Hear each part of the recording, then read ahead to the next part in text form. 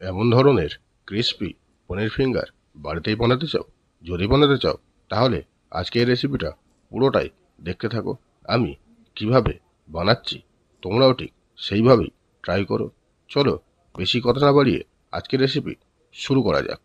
তাহলে আজকের রেসিপিটা বানাবার জন্য আমরা এখানে নিয়েছি 500 গ্রাম পনির, যেটাকে আমরা লম্বা লম্বা করে পিস পিস করে কেটে নেব। তারপরে পনিরগুলোকে একটা গামলার মধ্যে নিয়ে ওর মধ্যে দেব সামান্য পরিমাণে লবণ, সামান্য লঙ্কার গুঁড়ো, সামান্য হলুদ গুঁড়ো, আর দেব সামান্য কাস্তুরি মেথি, হাফ চামচ রসুন বাটা। এগুলোকে দিয়ে হালকা হাতে ভালো করে মাখিয়ে নেব। তারপরে ওভেনের মধ্যে একটা ফ্রাই প্যান বসিয়ে ওর মধ্যে দেব সামান্য পরিমাণে বাটার। বাটারটা একটু মেল্ট হয়ে গেলে ওর মধ্যে ছেড়ে দিতে হবে পনিরগুলোকে।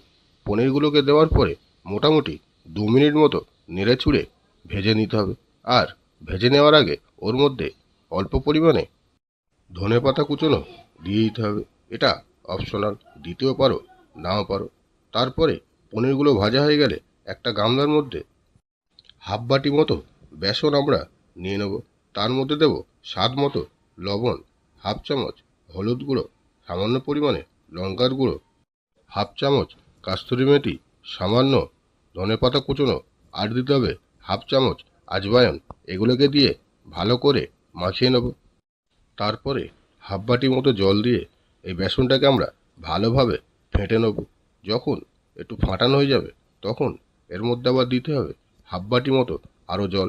দেওয়ার পরে ভালো করে আমরা বেটারটাকে রেডি করে নেব। তারপরে একটা গামলার মধ্যে 1 বাটি মতো কর্নফ্লেক্স নিয়ে নেব, আর নেব হাফ বাটি মতো রেড ক্যাম্পস। এটাকে আমরা হাত দিয়ে ভালো করে গুঁড়ো করে নেব। তারপরে ওই বেটারটার মধ্যে এক একটা পনির আমরা চুবিয়ে নিয়ে এই মিক্সারটার মধ্যে দিয়ে ভালো করে কোট করে নেব। করে নেওয়ার পরে দেখবে ঠিক এমনভাবে সবকটা রেডি হয়ে যাবে। তারপরে মিডিয়াম ফ্লেমে গরম করে রাখা তেলের মধ্যে এই পনিরগুলোকে ছেড়ে মোটামুটি 2 থেকে 3 মিনিট ভেজে নিলেই রেডি হয়ে যাবে আমাদের আজকের রেসিপি পনির ফিঙ্গার।